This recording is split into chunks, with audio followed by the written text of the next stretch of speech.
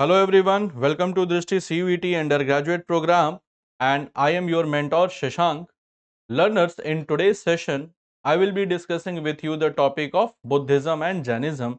So Buddhism and Jainism, guys, these are the two religions of ancient India. So in today's session, first of all, we will discuss about the Buddhism, Jainism, and then we will be solving some question answer so that you should get familiar with the type of the question that is being asked in CUET undergraduate exam in GAT paper, and also you will understand what is the difficulty level of the examination. So let's start the session of today, and first of all we will be discussing about Buddhism. So first of all, let's discuss about Buddhism. So first of all, let's discuss about the introduction of Buddhism. So founder of Buddhism was Gautam Buddha.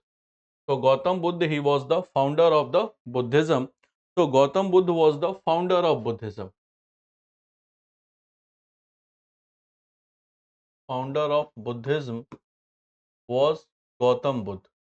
And it is said that the childhood name of Gautam Buddha was Siddhartha. So Siddhartha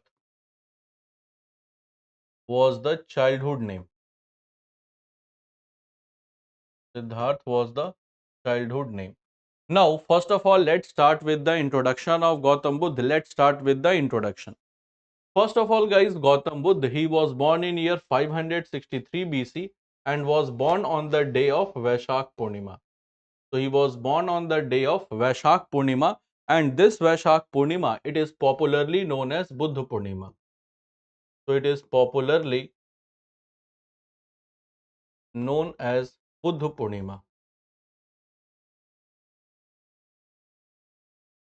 And this Buddha Purnima that falls on the month of April and May every year. So that is according to the Hindi calendar, it falls in the month of April and May. April or May, and Purnima is what type of day? It's a full moon day. So it's a full moon day. This is Purnima. So he was born on 563 BC on the day of Vaishak Purnima, and the birthplace of Gautam Buddha was Lumbini. So right now, guys, Lumbini, it is located in Nepal and it is in Rummindei district of Nepal. So right now it is located in Nepal in Rummindei district.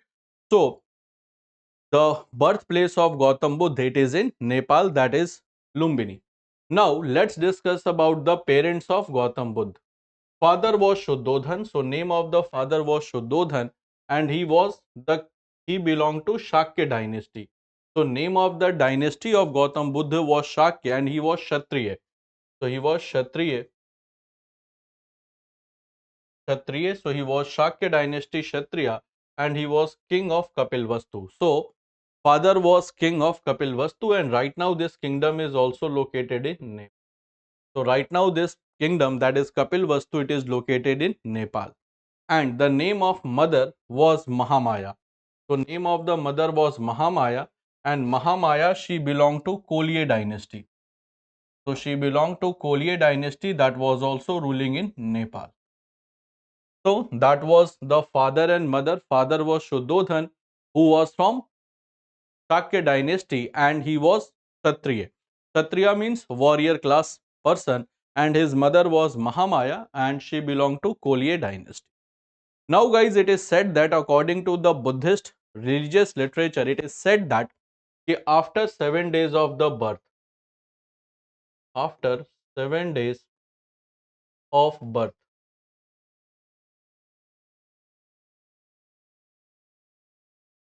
7 days of birth of Gautam Buddha, of Siddhartha,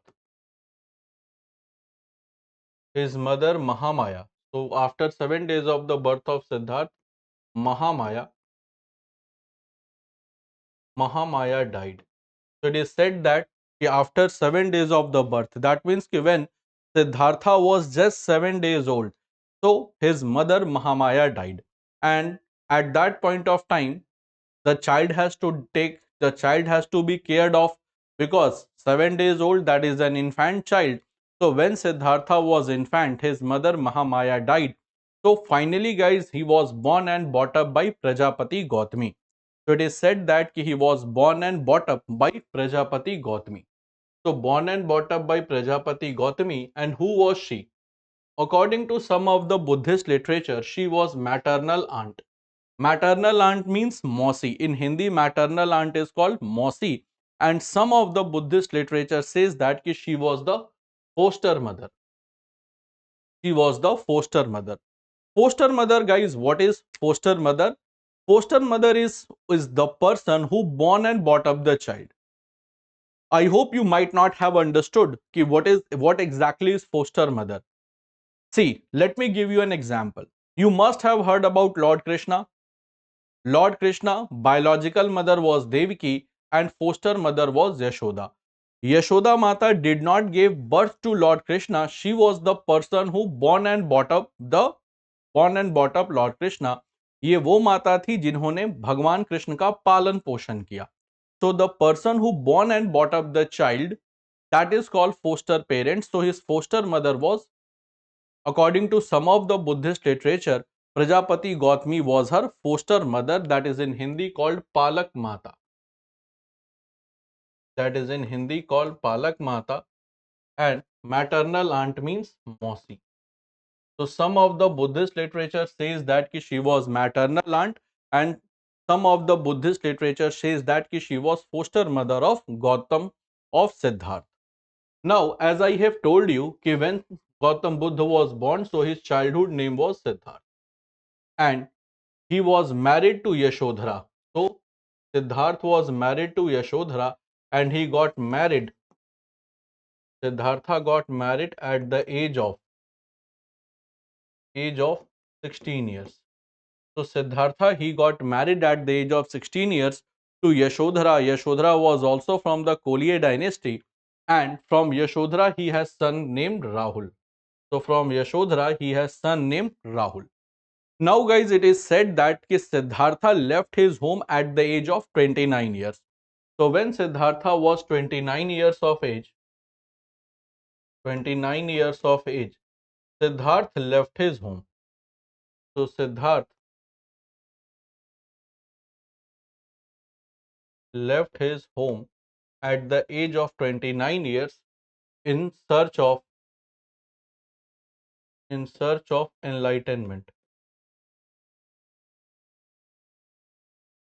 So it is said that Siddhartha when he was 29 years of the age, he left his home in search of enlightenment, and finally he got enlightenment at the age of 35. So finally he was enlightened. Enlightened means कि he got supreme knowledge. Supreme knowledge, or that is called Sambodhi or Nirvana in terms of Buddhism at the age of 35 years, and where he got Sambodhi, that he got in Bodh Gaya. Bodh Gaya, guys, it is presently located in Gaya district of Bihar. Presently located in Gaya district.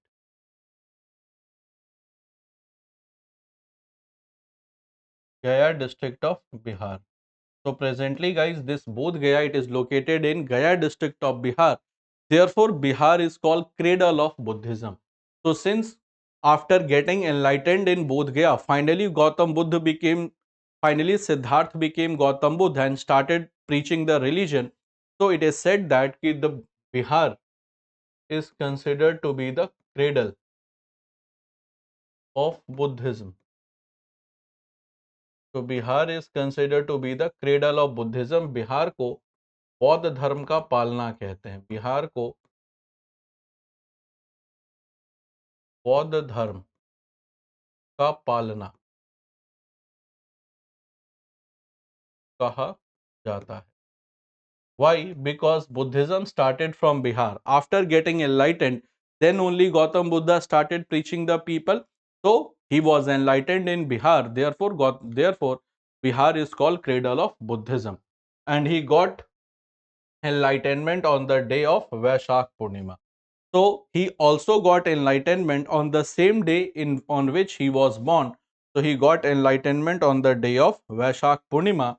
And finally, guys, he died in 483 BC.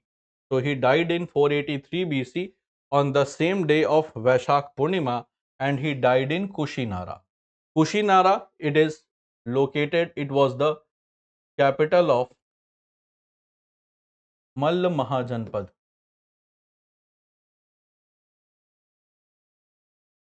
It was the capital of Mall Mahajanpad, and it is now located in Mall Mahajanpad. Right now, it is in Uttar Pradesh. So it is located in eastern Uttar Pradesh.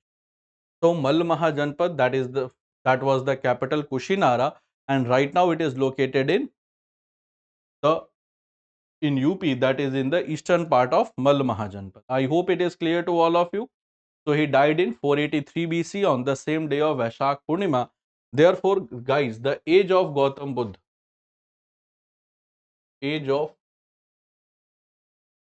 Buddha was 80 years.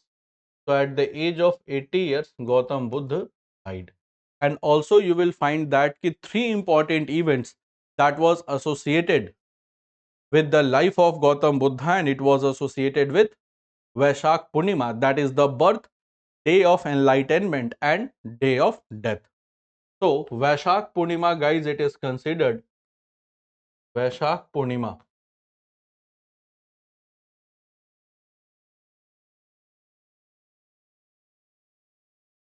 Vaishak Purnima is considered auspicious day in Buddhism because birth of Gautam Buddha, birth, enlightenment and death of Gautam Buddha happened on same day. Happened on same day. So birth, enlightenment and death of Gautam Buddha.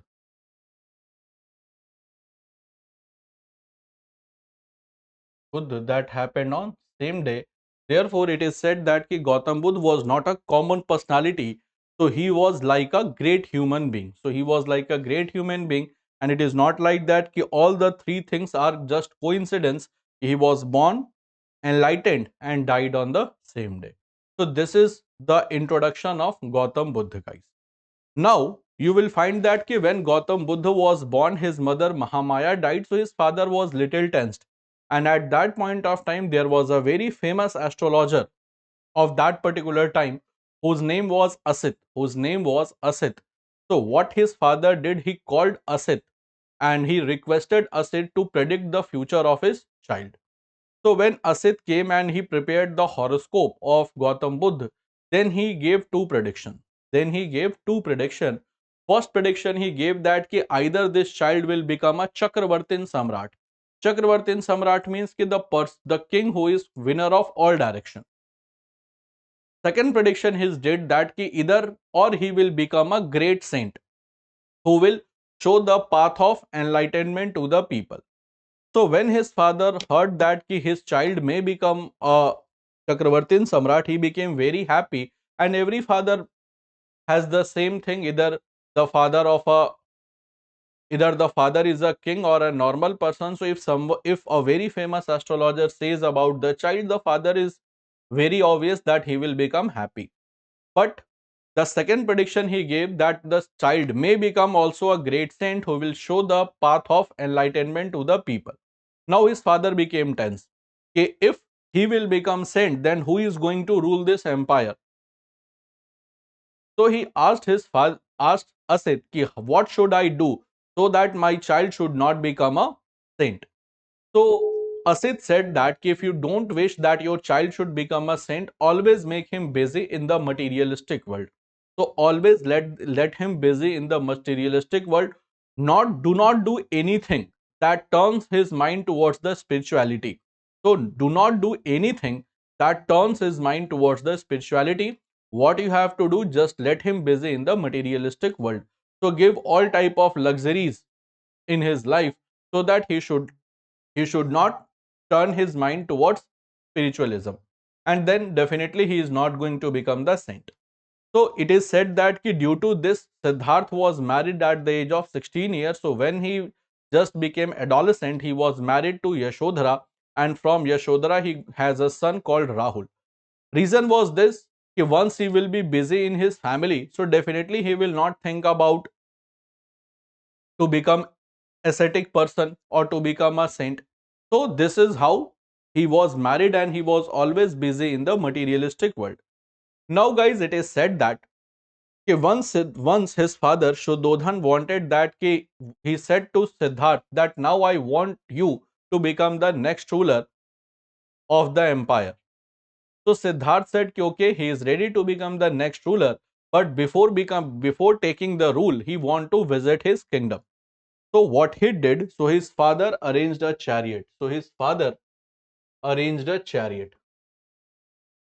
So his father arranged a chariot for him, and the name of the horse of the chariot was Kanthak,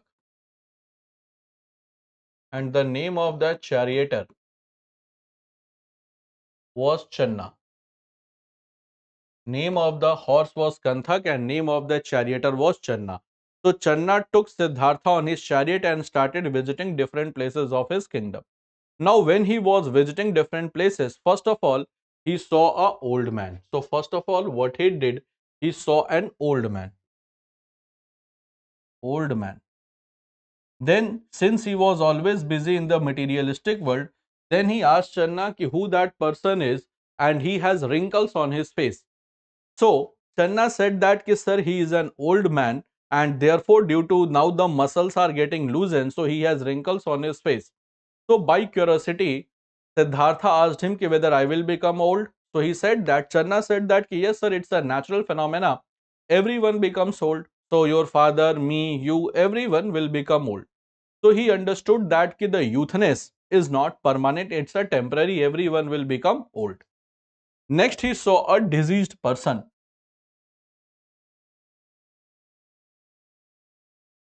Next he saw a diseased person. Now he asked Channa if the person was in a very painful condition. So Channa asked, so Siddhartha asked Channa who that person is, and I think he is he's in a very painful condition.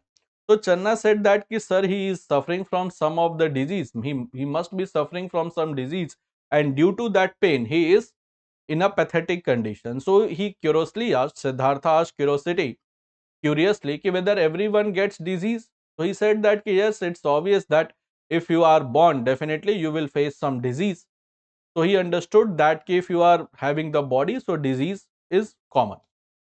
Then he saw a dead body.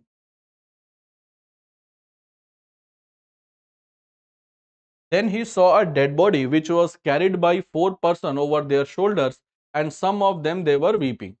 So Siddhartha by curiosity asked who that person is who is being carried by 4 people. So the Channa said that sir, the person is a dead. So he is a dead person and he will not come back ever. Therefore, their relatives, their friends, they are in pathetic condition, they are in gloomy condition. So by curiosity, Siddhartha asked, will I also be die? So he said that sir, death is an ultimate truth. The person who is born is definitely die, will definitely die. So he understood that life is mortal. So if you are alive, then definitely you will die.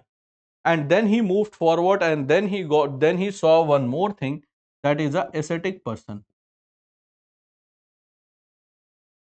Then he saw an ascetic person. Ascetic person means sannyasi. In Hindi it is called sannyasi. And the face of that ascetic person was glowing.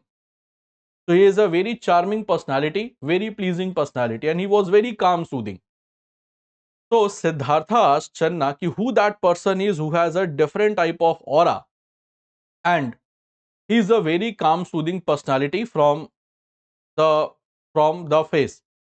So Channa said that sir, he is an ascetic person, and this glow and this calmness, that is because of the level of the knowledge. So he is enlightened.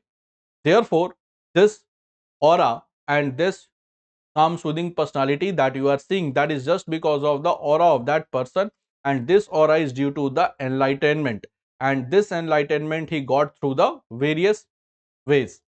So he asked that whether if I get enlightened, then definitely this thing will happen. So Channa said obviously, but then Siddhartha asked him how this enlightenment can be achieved. So Channa said that he did not knew about the process of getting enlightened, but he knew that first of all, to get enlightened, he has to leave his comfort zone.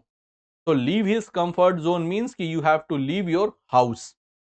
So it is said that you have to leave your house, and first of all, then only, that is your comfort zone, then only you can get enlightened. So this is the first way, first step towards getting enlightened, you have to leave your comfort zone. So Siddhartha said that now let's go back, and he started meditating about the things that he saw. And at the age of 29 years, finally he decided that he will leave the home. So it is said that at the age of 29 years, at the age of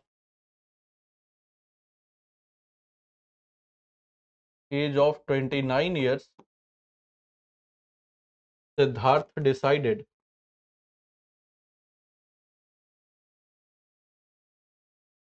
to leave his home. Leave his home means what? So leave his comfort zone. Comfort zone for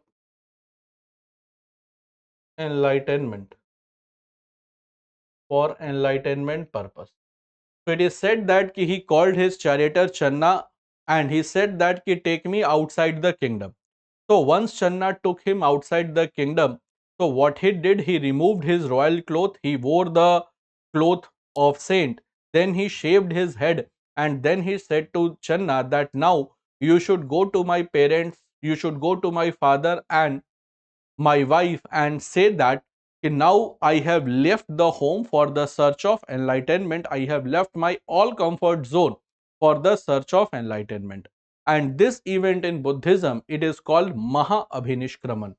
So this event in Buddhism is called Maha Abhinishkraman, that is called Great Renunciation. This is called Great Renunciation. And Great Renunciation means that when Siddhartha left his home with his charioteer Charna and horse named Kanthak in search of enlightenment. So Mahabhinishkraman, that is the Buddhist term which is used for Great Renunciation. And the symbol of Mahabhinishkraman is horse. So symbol of Mahabhinishkraman is horse, because he left his home on horse, and therefore it became symbol of great renunciation. Now guys, he left his home and started wandering here and there for search of enlightenment. In the path of going from one place to another, he met different people. Now guys, without the help of a mentor, it is very difficult to achieve the goal in a proper manner. So what happened guys, when Siddhartha was roaming here and there, he came to Vaishali. So Siddhartha came to Vaishali. Vaishali guys, it was the capital of Vajji Republic. So it was the capital of Vajji Republic. It was the capital of Vajji Republic. So he came to Vaishali, and there he met Alar Kalam. So Alar Kalam was his first teacher. So he was his first teacher, first mentor, and he taught him Sankhya philosophy. So Alar Kalam was his first mentor, and from him he learned Sankhya philosophy. Now guys, it is said that on one day, Alar Kalam said to Siddharth that now you are equivalent to me in terms of the knowledge of Sankhya philosophy. So why don't you live at my place and teach other students the same thing, that is the Sankhya philosophy? But Siddhartha said that he has not been there, he has not left his home to understand or to read about Sankhya philosophy. First of all, he wanted enlightenment, that is the supreme knowledge, and this is one of the stoppage of getting enlightened. So he is not yet completed his journey of enlightenment, therefore he cannot reside more here, because now he understood that whatever the knowledge I have to gain from Alar Kalam, that I have got. So he requested Alar Kalam to give him permission to leave his place and go somewhere else for the search of enlightenment. So with a very heavy heart, Alar Kalam allowed him. Now after getting adieu from Alar Kalam, he came to Gaya. He came to Gaya, and then he met Rudrak Ramput. So he was resident of Gaya. He was resident of Gaya, and at that point of time, Gaya was the part of Magad.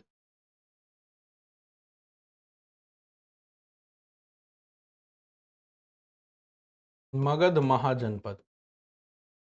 So at that point of time, Gaya was the part of Magad Mahajanpad, and there he met Uddat Ramput. Some books writes his name as Rudrak Ramput. Both are same. Whether Uddat Ramput, Rudrak Ramput, both are same.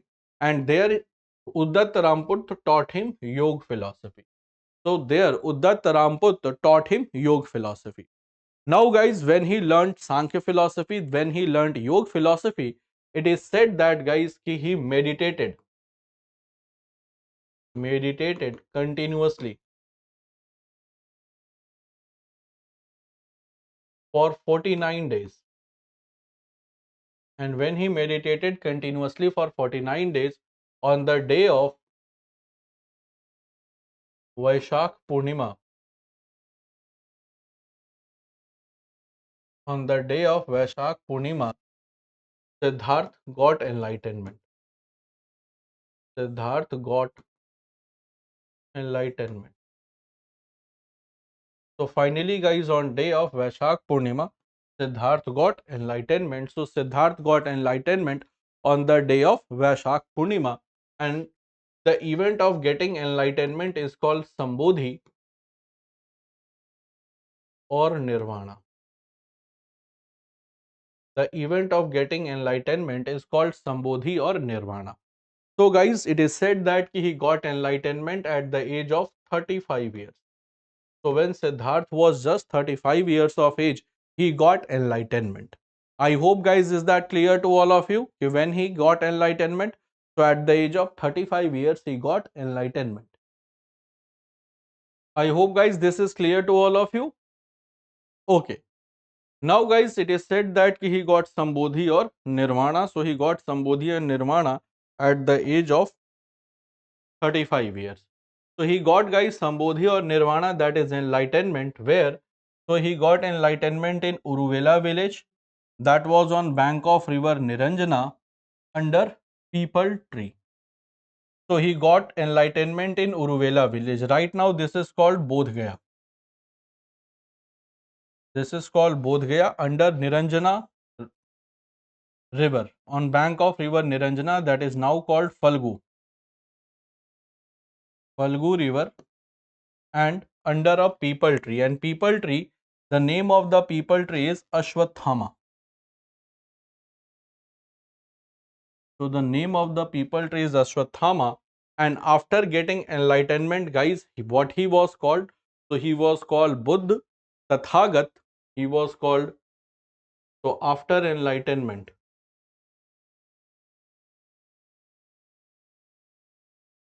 he was known as Buddha, Shakyamuni, Muni and Tathagat. So he was called Buddha, Shakyamuni or Tathagat. Buddha means ki one who knows everything. So one who knows everything, that is called Buddha. Then Shakyamuni. Shakyamuni, because he was associated with the Shakya dynasty and then he became saint, therefore was called Shakyamuni. And this Tathagat name was given by Gautam Buddha to himself. So the name Tathagat was given by Gautam Buddha to himself. That is called Tathagat. And you will find guys ki the symbol of enlightenment is people tree. People tree, now it is called Bodhi tree. So the symbol of the enlightenment is people tree or Bodhi tree. So that is called the symbol of enlightenment, which is called Sambodhi or Nirvana. I hope guys, is that clear to all of you? What is the symbol of enlightenment? What was the symbol of great renunciation?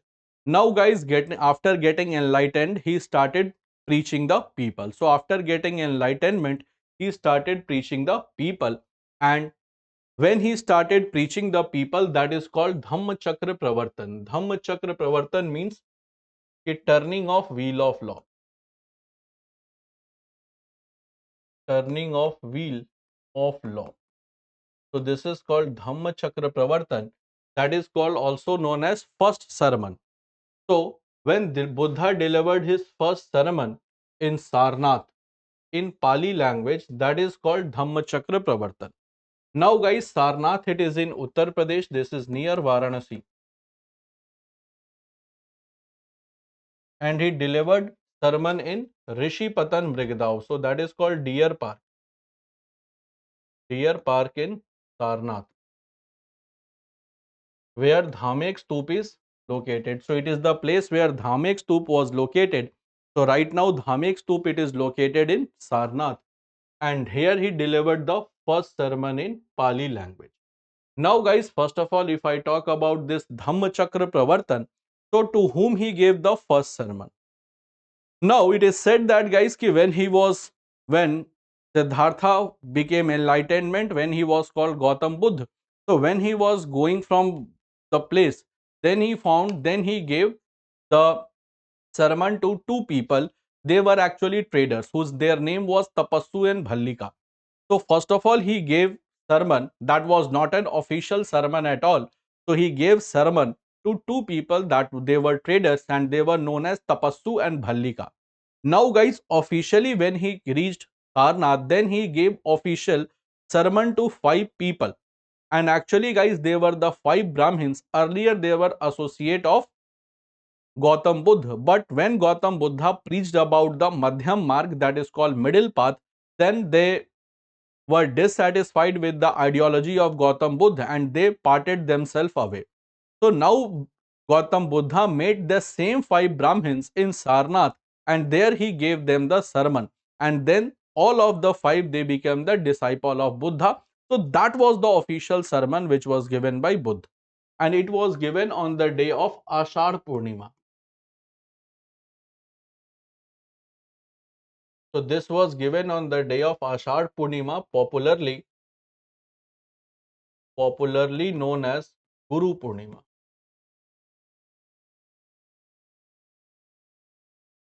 Popularly known as Guru Purnima. So that was popularly known as Guru Purnima. Now guys, if I talk about this five five first five disciples, so the five Brahmins who were earlier associated with Gautam Buddha, but when Gautam Buddha preached about middle path, so they parted their ways away. So the five people, they were actually five Brahmins and they were earlier associate of Gautam Buddha, but later he parted away. Now who these were the five people? First of all, their name was Vappa, Hadiya, then Kondinne, then Ashwajita and Mahanama. So these were the five Brahmins who were earlier associated with Gautam Buddha, but when Gautam Buddha preached middle mark, they parted themselves away. And maximum sermon he gave in Shravasti. So the capital of it was the capital of so maximum sermon he gave in Shravasti. And Shravasti, guys, that was capital of which Mahajanpada? So can you tell me ki Shravasti was the capital of which Mahajanpad?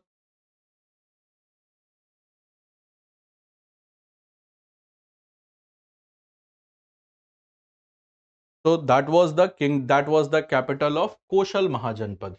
So that was the capital of Koshal Mahajanpad. That was the capital of Koshal Mahajanpad, and Koshal Mahajanpad has two capital. One is Shravasti and another one was Saket, that was called Ayodhya. So Koshal Mahajanpad has two capitals.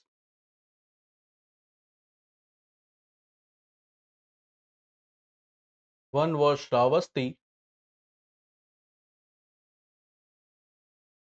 and another was Saket. Saket was the capital of, that was the name of Ayodhya. So maximum sermon he gave in Shravasti, that was the capital of Koshal Mahajanpad, and he gave sermon in Pali language because Pali was the language of the common people. So symbol of first sermon, symbol of first sermon was Dhamma Chakra. So symbol of the first sermon was Dhamma Chakra. Next we have Mahaparinirvan. Mahaparinirvan, guys, that defines the death or demise of Buddha. So that founds the death and demise of Buddha, and Buddha died in year 483 BC or in Kushinagar. That was also on the day of Vaishak Purnima. So on day of Vaishak Purnima.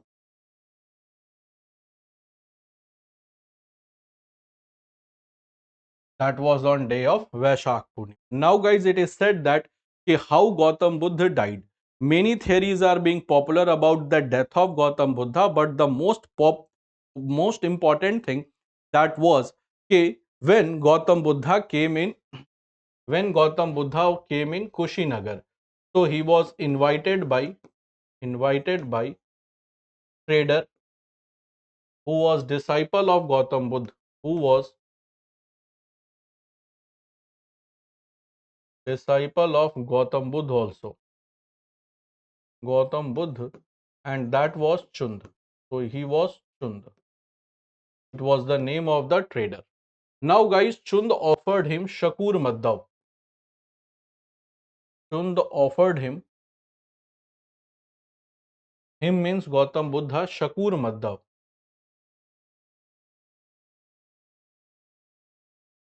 Chund offered him Shakur Madhav. Shakur Madhav, guys, it was a dish that was being prepared and it was a very heavy dish. So it is said that if some of the Shakur Madhav Gautam Buddha ate, and he said that the rest of the Shakur Madhav you should put inside the earth. So you should bury inside the earth. It is not a non-vegetarian dish. It's not a non-vegetarian dish. It is a vegetarian type of dish, but it was very heavy dish in nature. So it is said that finally he ate Shakur Madhav, and it is said that after which the health of Gautam Buddha started deteriorating, and finally he died at the age of 80 years in Kushinagar. And one theory said that, guys, when Gautam Buddha became old, he called his favorite disciple, whose name was Anand, and he said that I was born between the shal trees and I will die between the shal tree. So it is said that he told this thing to Anand, that now the time has come for me to go, to leave my mortal body and to go to the heavenly abode. So it is when Anand heard this thing, he started weeping. So he said that do not weep, because the person who has came, definitely he will die. The person who has taken birth, definitely the person is going to die. This is the ultimate truth. So you should not lament. And finally it is said that he was in between the shal tree. So he said that after which he died. So he took a chivar, that is called a chivar, which is in Hindi called chadar, and then after which he left his mortal remains. So then he died. So two theories are: one is the Shakur Madhav, and do not think that Shakur Madhav is a non-veg dish. Non-veg, it's a vegetarian item, but it was a heavy food. And finally, guys, the person who was lastly invited, who was the person who was last to get enlightened, last to get enlightened by Buddha, that was Subhadra. And Subhadra in Pali is called Subhada. Subhadra in Pali is called Subhada. So the person who was last to get enlightened by Gautam Buddha was Subhadra or Subhada, after which he died. And the symbol of death, symbol of demise of Gautam Buddha is Stupa. So symbol of demise of Gautam Buddha is Stupa. I hope guys is that clear to all of you? What is the symbol of demise? That is stupa.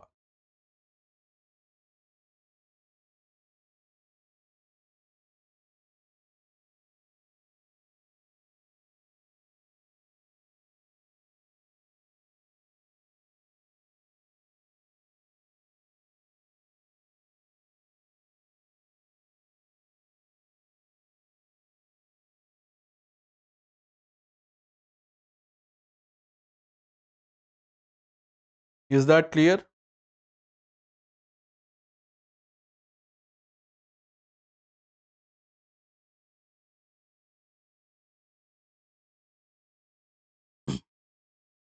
Is that clear to all guys? So this was about the death of Gautam Buddha. So this was about the death of Gautam Buddha. This is how Gautam Buddha died.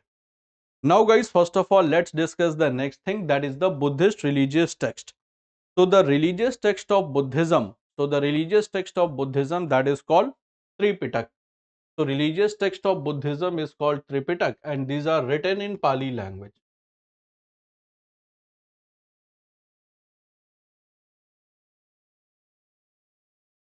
And Pali, it is guys an Indo-European language, and now it is in the list of classical language as well.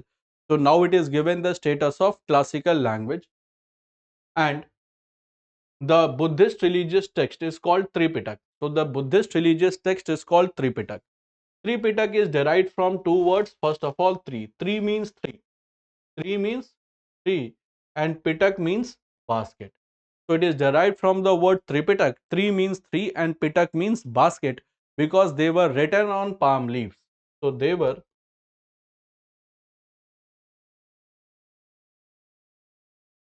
written on palm leaves and were kept in three different baskets. So they were written on palm leaves and they were kept in three different baskets. Therefore, it is called Tripitak. Now, which are the parts of Tripitak? First is Sutpitak. Sutpitak, what it contains? Sutpitak contains the teaching of Buddha. And there is a part of Sutpitak which is called Khudak Nikaya, which is called Khudak Nikaya. So part of Sutpitak, which is called Khudak Nikaya,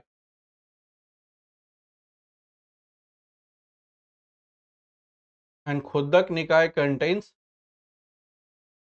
Jataka tales.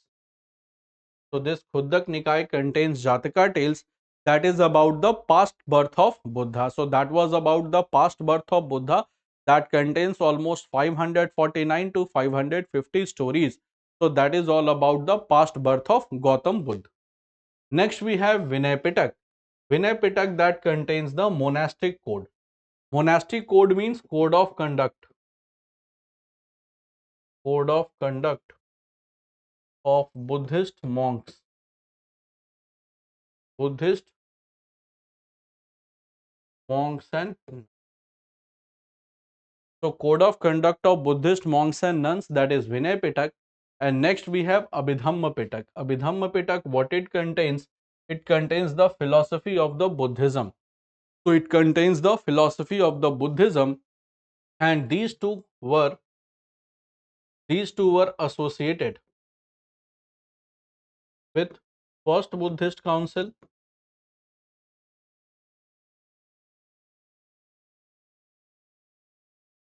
and this Abhidhamma Pitak was associated with Third Buddhist Council, and this was associated with Third Buddhist Council. So I hope guys is that clear to all of you about the Sut Pitak, Vinay Pitak and Abhidhamma Pitak. Is that clear to all of you? Sut Pitak, Vinay Pitak and Abhidhamma Pitak. Now let's come to the next thing, that is about the Buddhist Council. So now let's come to the next thing, that is the Buddhist Council. Now guys, if I talk about Buddhist Council, so there were 4 Buddhist Council that happened year by year to discuss the confusions, to discuss the irregularities, or to discuss the confusion in Buddhism. So now guys, I will be discussing with you the 4 Buddhist councils. Now the first Buddhist council that happened in year 483 BC, the year in which Buddha died. So it is the same year in which Buddha died. The chairman was always a Buddhist monk. So Buddhist monk,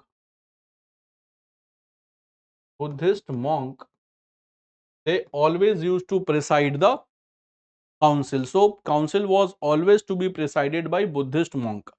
So first Buddhist council was presided by Mahakassap, and the place where it was held was Rajgrih. Rajgrih, guys, it is in Bihar. So Rajgrih, it is in Bihar, and the patron, that means ki who promoted this event or who patronized the event, that was Ajatashatru. He was the ruler of Haryanka dynasty. And what was the important thing that happened? So in this first Buddhist council, Anand, who was the favorite disciple of Gautam Buddha, he recited Sut Pitak, and another was Upali. He recited Vinay Pitak. So Anand recited Sut Pitak and Upali recited Vinay Pitak. Next is the second Buddhist council, and second Buddhist council happened after 100 years of the demise of Gautam Buddha, that means in 383 BC, and the chairman was Sabkami, and he is also referred as Sabak Mir. The place where it was held, that is Vaishali. Vaishali, it is again in Bihar, and it was the capital of Vajji Republic.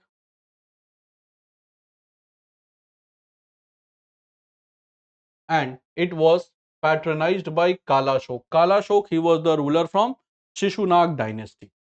And what happened, guys, in this first time Buddhism was divided. So Buddhism was divided for the first time into two groups. One is called Therwadi, that is called Havir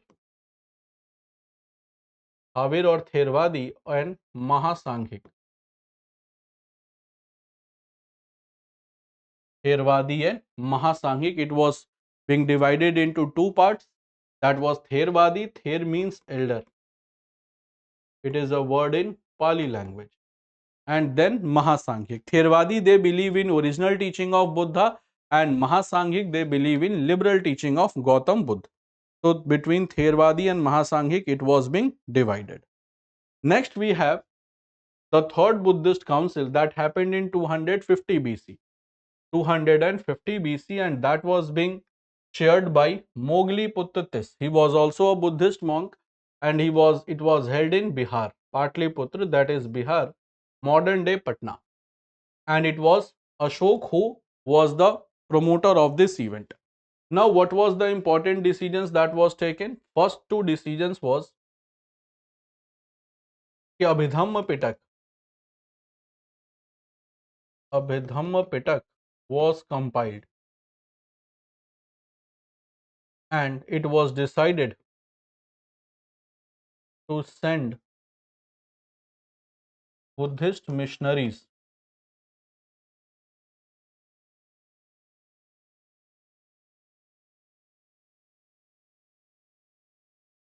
to different parts of the world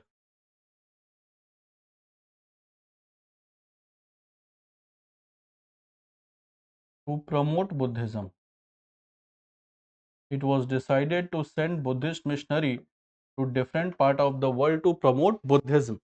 So that was did during the time of Ashok. Next is first century, and for fourth Buddhist council you will find different years. Some book says 72 AD, some book says 78 AD, some book says 98 AD, and some book says first century AD. So definitely you will find four different years for fourth Buddhist council that is mentioned in different books, different years. So that was did by whom? So it was chaired by Vasumitra, and it was held in Kashmir. Kashmir, it is in Jammu Kashmir, and it was being patronized by Kanishk, who was a Kushan ruler. And in this Buddhist council, Buddhism was finally divided. Buddhism was finally divided into Hinayana and Mahayana. Buddhism was finally divided into Hinayana and Mahayana. So this is how, guys, what these were the four major events of the all Buddhist council, and after this Buddhism was finally divided into Hinayana and Mahayana. I hope it is clear to all of you.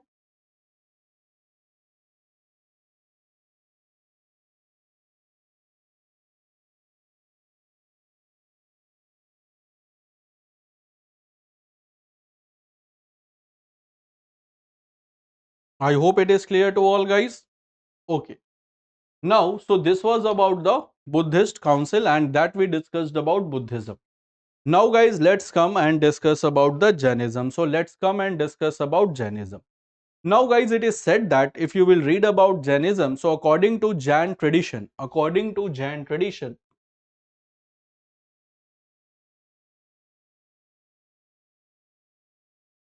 according to Jain tradition,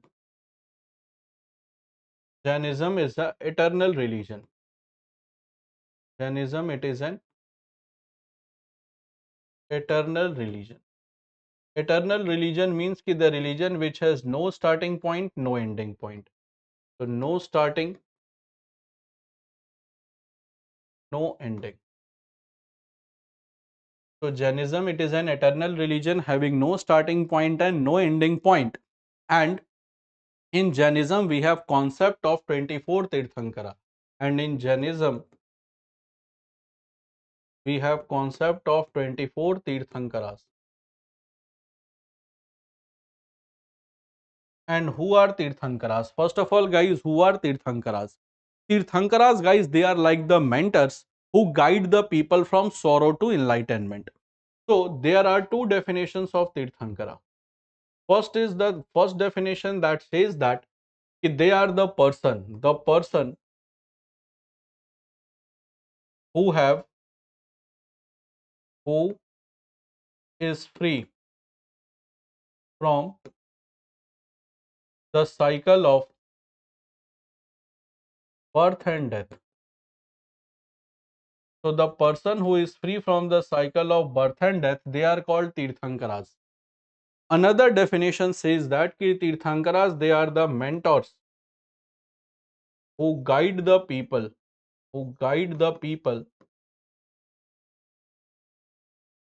from sorrow to enlightenment. So they are like the guide to the people, they are like the guide who, they are like the mentors who guide the people from sorrow to enlightenment. That is called Tirthankara. And first Tirthankara, guys, it is first Tirthankar.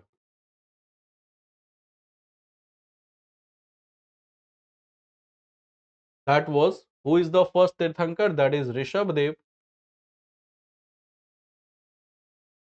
or Adinath. Rishabhdev or Adinath, and the symbol is bull. And the 24th Tirthankara,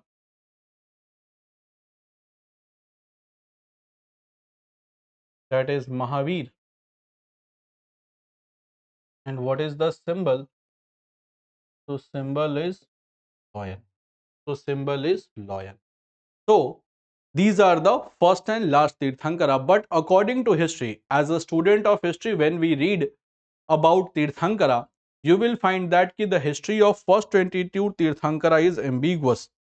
So it is found that history of first 22 Tirthankara is ambiguous. So history of first 22 Tirthankara is ambiguous. Ambiguous means unclear.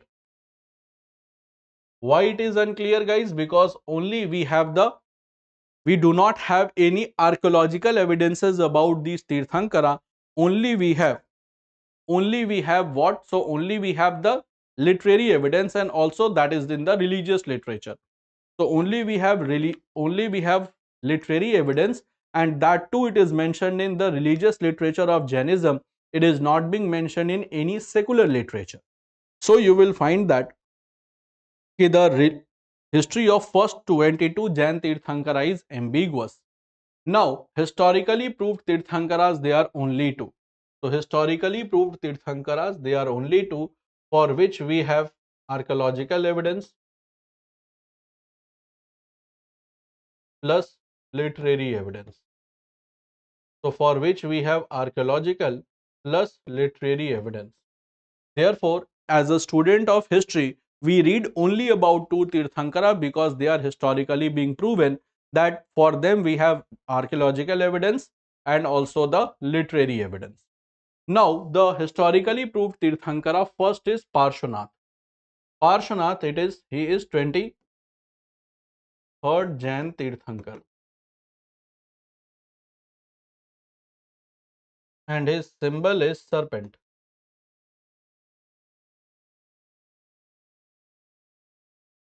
And then you have Mahavir as a 24th Jain Tirthankar,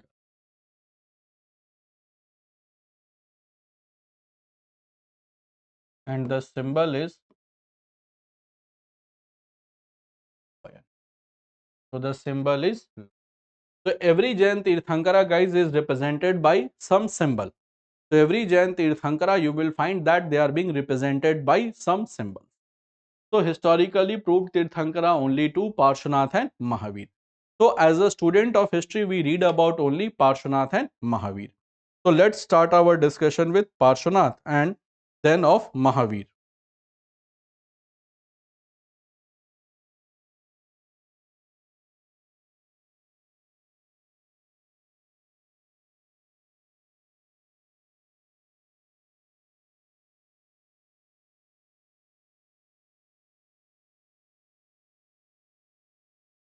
Now let's come to the Parshvanath. Let's come to the Parshvanath.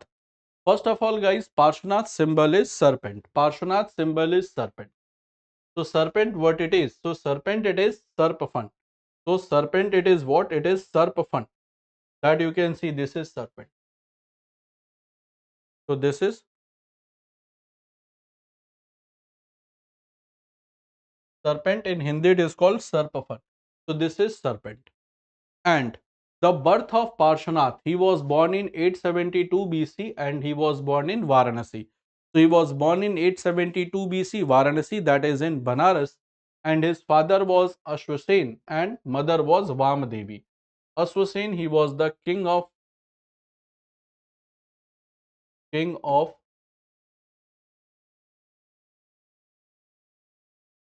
Ashwasen, he was king of Banaras, of Varanasi, and mother was Vamadevi, and it is said that at the age of 30 years he left his home.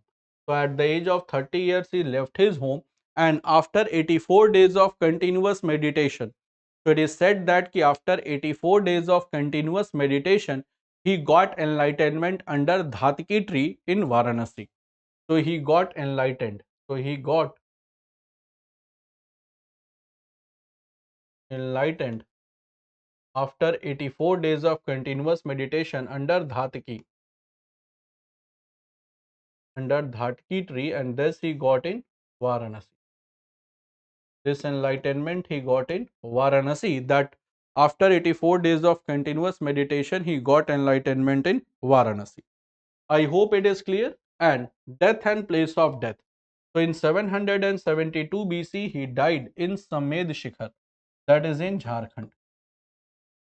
And this Samed Shikhar is also known as Parasnath ki Pahadi, and he died in Samed Shikhar at the age of 100 years. So at the age of 100 years, Parshvanath died, and he died in Samed Shikharji, that is in Jharkhand, and it is popularly known as Shikharji, and it is one of the greatest places for the Jainism to visit. So I hope it is clear to all of you.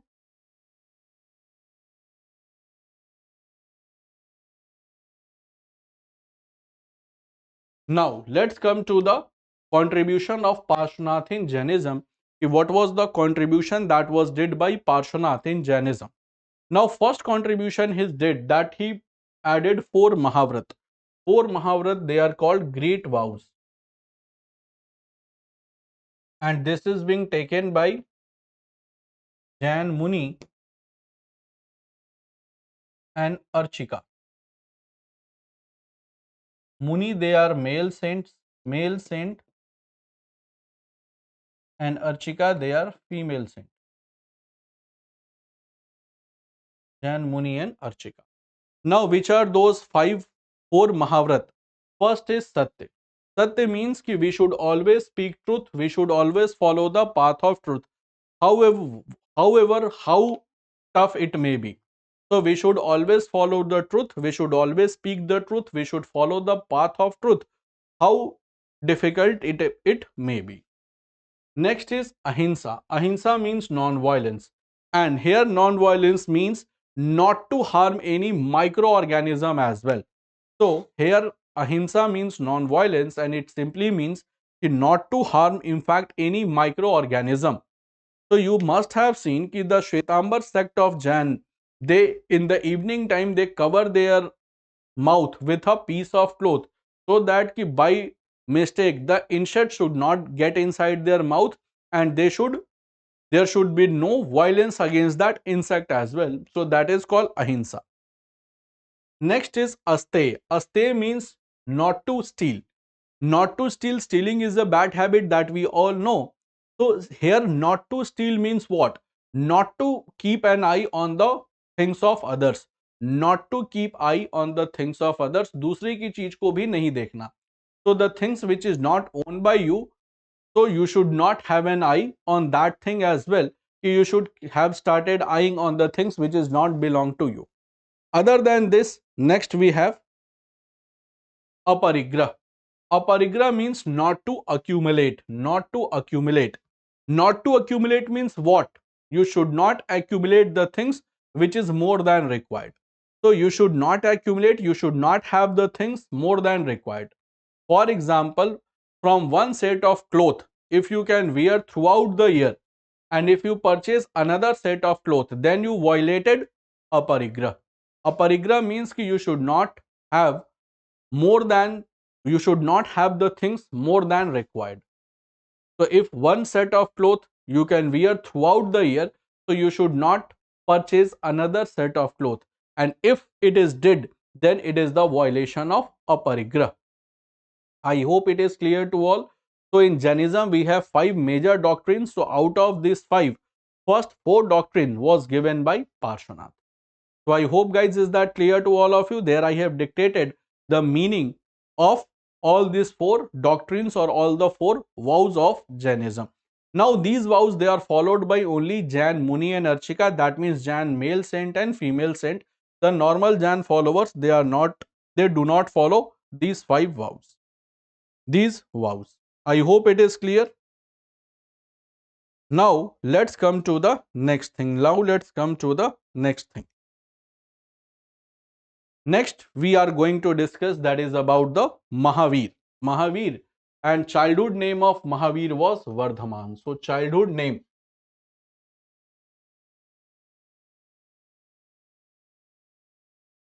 of Mahavir, that was Vardhaman.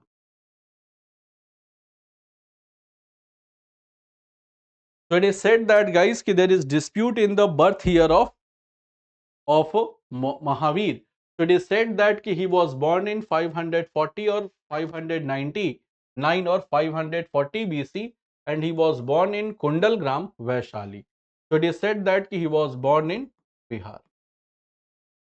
So there is a dispute in the year. Some book says 599, some book says 540.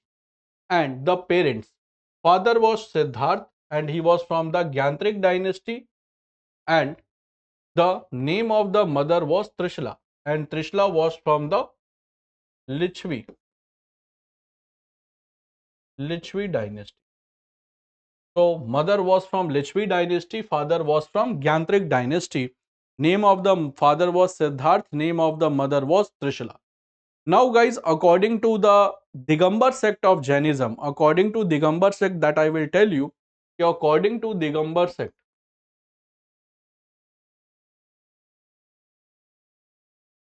Digambar group of Jainism, Mahavir was unmarried. Mahavir was unmarried. And it is said that the proposal for marriage of Vardhaman came, but he politely refused. But according to Shwetambar sect, according to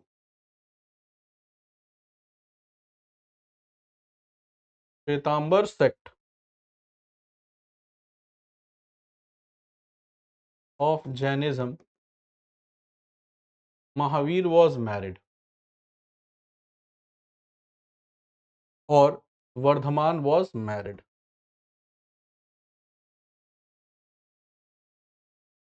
Vardhaman, he was married, and he was married to whom? So he was married to Yashoda.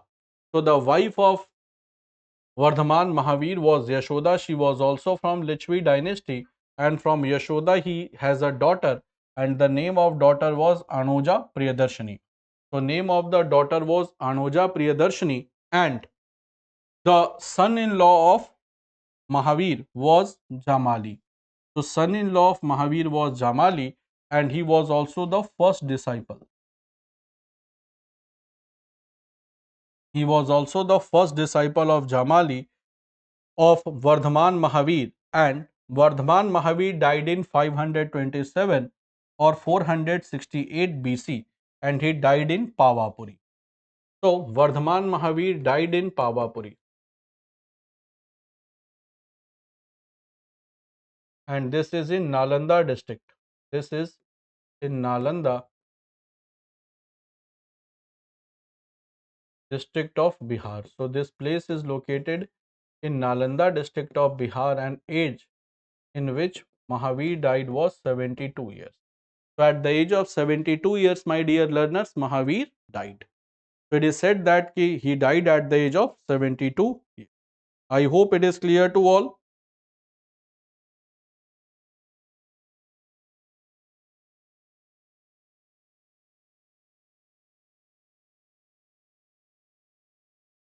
I hope it is clear to all, guys. Now let's come to the next thing. How Mahavir got enlightened. How Mahavir got enlightened, and enlightenment in Jainism is called Kaivalya. So enlightenment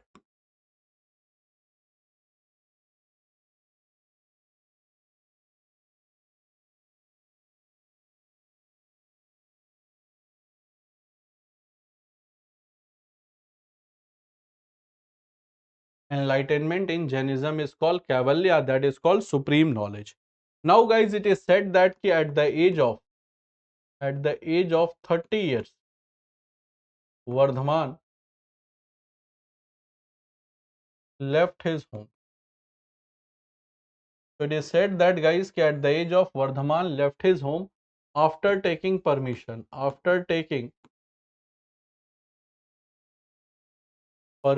from his elder brother,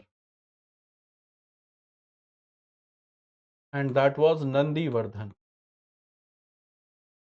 So after taking permission from his elder brother Nandivardhan, he left his home, because it is said that by that point of time, both the parents of Mahavir died. So both the parents of Mahavir died. So when the parents are unavailable, so the elder brother is like a father figure. Therefore, he took permission from his elder brother Nandivardhan, and he left his home. And it is said that he attained Kaivalya, that is the supreme knowledge or enlightenment, at the age of 42 years. In Jambhika village on bank of river Rijupalika under Shal tree. Jambhika village, guys, right now it is in Jamui district of Bihar. Jamui district of Bihar. Rijupalika river, now it is called Kyul river. Kyul river in Bihar, and under Shal tree. And after this, he was known by the name of Jin, Nirgranth, and Mahavir. So after getting enlightenment, he was known as Jin. Jin means conqueror of all sense organs.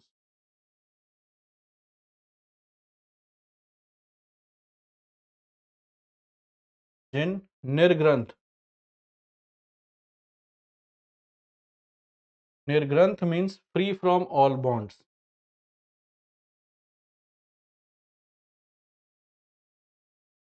And Mahavir. extremely courageous.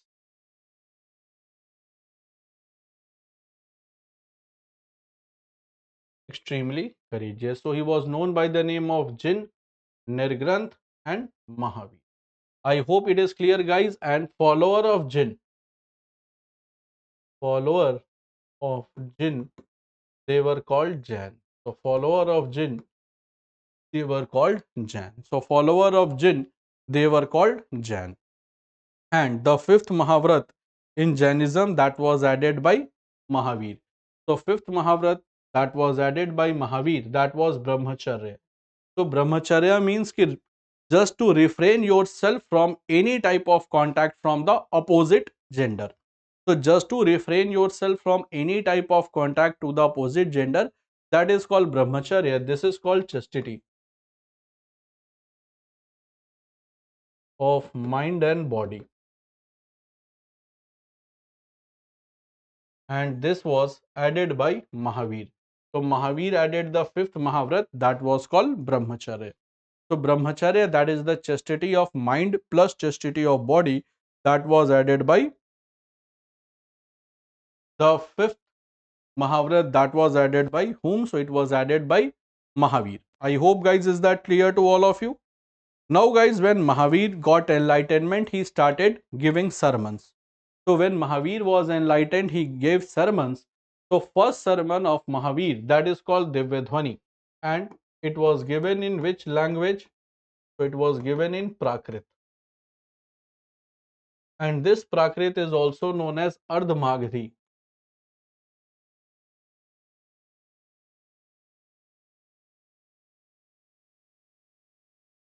So this Prakrit is also known as Ardhamagadhi Prakrit. Now, what is Divyadhwani? Divyadhwani was the first sermon and he gave on Vipulchal mountain, that is near Rajgre. And it was given combinedly to 11 people. So it was given combinedly to 11 people. So 11 people sat before Mahavir and Mahavir gave them the sermon, and these 11 people, they were collectively known as Ganadhar. So these 11 people who were first being preached by Mahavir, they were collectively known as Ganadhar. And you will find that, guys, ki out of 11, 10 Ganadhar died during the lifetime of Mahavir. So out of 11, 10 died during lifetime of Mahavir. So 10 Ganadhar died during the lifetime of Mahavir, and one Ganadhar, he survived and he died after Mahavir. That was Sudharman. So Sudharman, guys, was the only Ganadhar. He died after Mahavir. Who died after Mahavir? So next most important person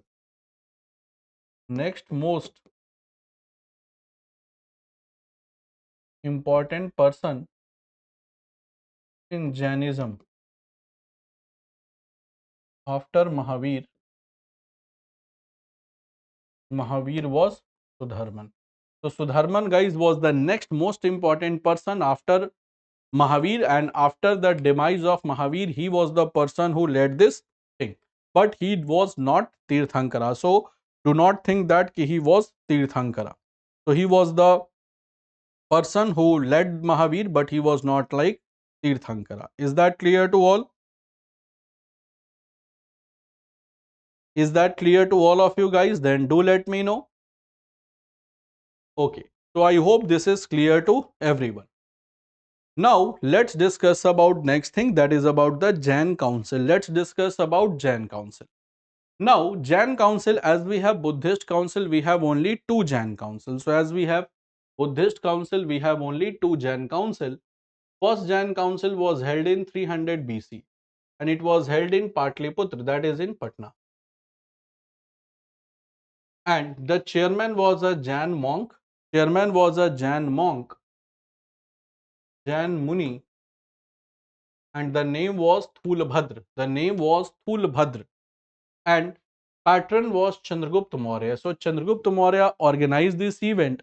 And what happened in this event? Compilation of 12 Ang. So 12 ang. So ang, they were the main text in Jainism.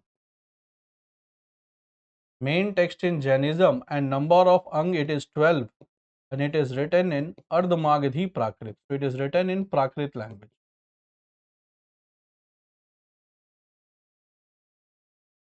Next we have second Jain council that held in 512 AD.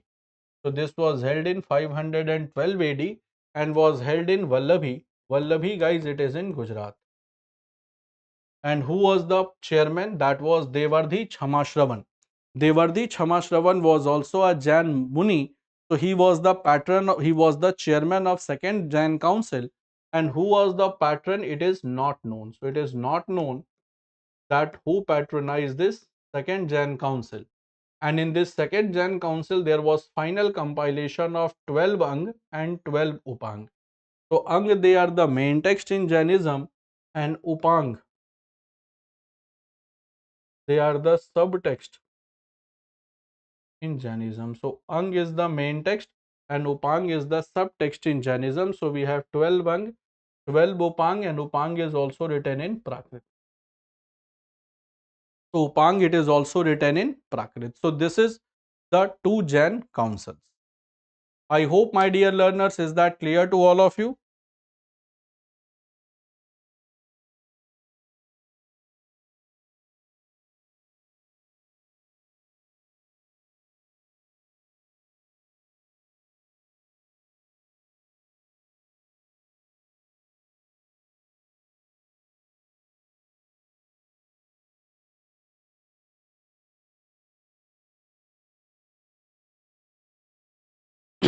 I hope it is clear. Now let's come to the next thing. That is sect in Jainism. That is the groups in Jainism.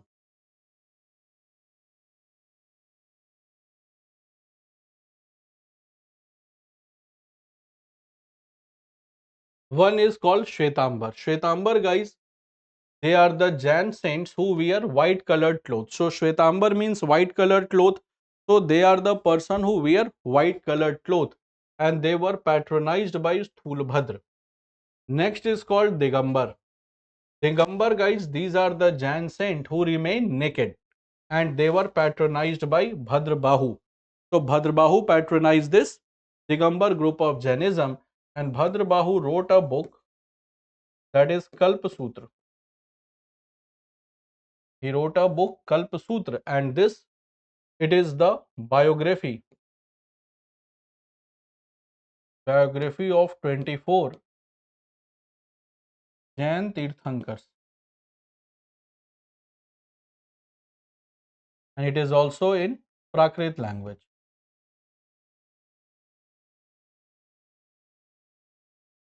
So it is being written in Prakrit language. So this, it is written in Prakrit language. And generally 𝗕ಲ್ಪ𝗧 is not recited by common people, it is only being recited by Jain Munis. So guys, here we discussed about the Buddhism and Jainism in our session. So let's come to the question answer so that we can understand the level of difficulty and types of question that is being asked in exam. First is ki Tripitak, which is a Buddhist religious text, written in which language?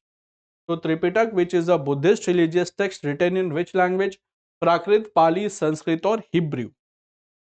So Tripitak, guys, it is a Buddhist religious text that is written in Pali. So correct answer will be option 2. This is Pali. Next is Shwetambara and Digambara. They are the two groups in. So Shwetambara and Digambara, they are the two groups in which religion? Buddhism, Jainism, Islam or Sikhism. So it is associated in Jainism. So Shwetambara, Digambara, they are the two groups in Jainism. Next we have the question ki Vardhaman was the childhood name of which person?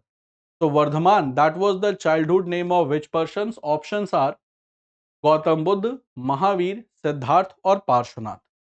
So Vardhaman was the childhood name of Mahavir. So that was the childhood name of